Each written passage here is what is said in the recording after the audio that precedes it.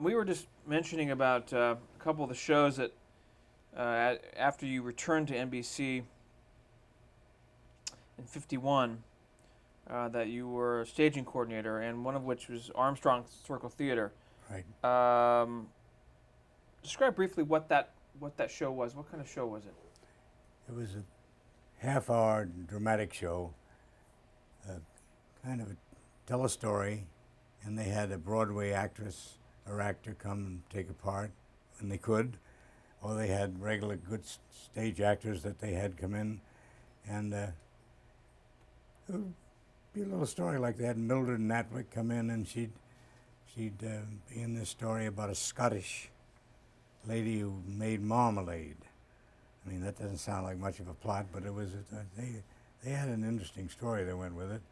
And then they had Sir Cedric Hardwicke come and play a part. They had a number of people like that. And there were usually 2 to 3 sets. And they would also do the commercial for Armstrong, Linoleum, and Cork, and so forth. And they'd have to have that a portion of the set for the commercial, because there wasn't any other studio. And they had a girl that was the spokesperson for Armstrong. She'd come and be untapped to do the thing, and she'd do it live, and they'd have little samples and pieces, and when the thing was all over, they'd give away all the stuff that they'd carted up by truck from Armstrong Cork Company, and people like that, they'd take a little square and put it in the floor of their closet or something, you know. Everything that was left over from shows, people used to cabbage, you know, and take home. I mean, they'd ask permission first, you know, but then again, I guess some people took things when they didn't ask permission, too. The commercials were always done right at the studio. Now we'll just jump to Martin Kane. First it was William Gargan who played Martin Kane, then he got trouble with his throat and he had to leave, and Lee Tracy came in. And Lee Tracy was one of the nicest guys in the whole set of the 4 people that played Martin Kane. And he stayed a while, and then he had a commitment in the West Coast, and he had to leave. And they brought Lloyd Nolan in. And Lloyd Nolan had been in a lot of trouble, you know, in the pictures, and he was on a big drinking thing for a while. And he really hadn't gotten to the point of the Kane mutiny picture story, because he had to make himself known again, that he could be relied on. But he did have a little bit of trouble getting all the lines, and he'd have lines written in inside of his hat and on the sleeve of the inside of his coat and things, cues and things, nothing. He was very good at it, but not as good as Tracy had been. Then they decided he wasn't that good, and then they brought in Mark Stevens, who was, of course, a young man compared to all the other people.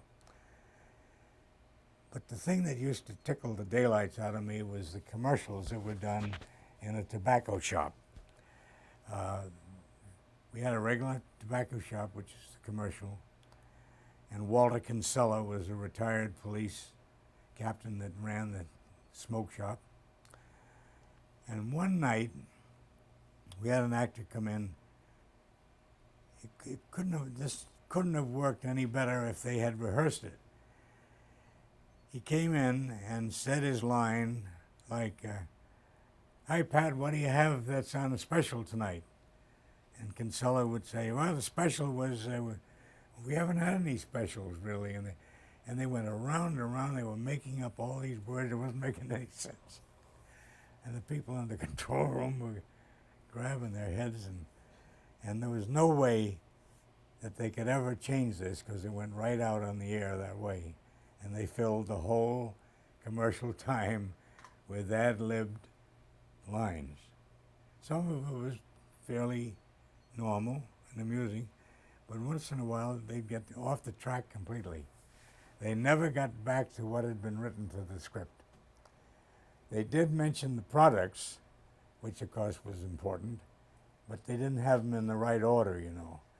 There was Sano cigarettes, and Old Briar pipe tobacco, and some other kind of cigarette.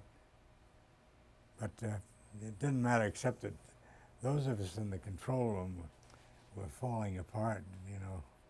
You couldn't help but chuckle, even though you knew they were dying out there.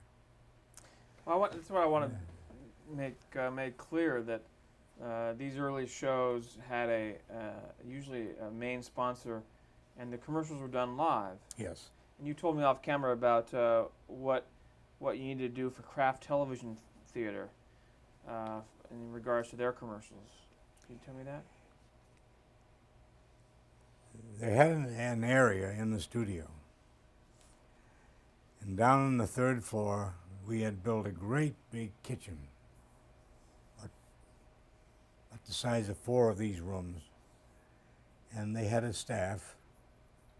They had a whole set of people that made up the different products that they had made into delicious desserts or different delicious salads and delicious edible things, and they were all real and edible, and they'd been tested on camera, and they had the right color and everything.